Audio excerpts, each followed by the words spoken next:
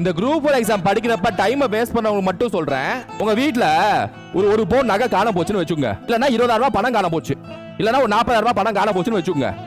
தூக்கம் வருங்கிறீங்க, உங்க வீட்ல அனைவருக்கும் உங்களுக்கும் தூக்கம் வருங்கிறீங்க. அப்படியே ஸ்ட்ரெஸ் ஆகாது, கவலையின் உச்சகட்டம் போக மாட்டீங்க. ஐயோ ஒரு பவுன் நகை போச்சேன்னு கவலைப்பட மாட்டீங்க. ஏங்க ஒரு பவுன் நகை போச்சுன்னா கவலைப்படுறீங்க, ஒரு 40,000 ரூபாய் பணம் போச்சுன்னா கவலைப்படுறீங்க.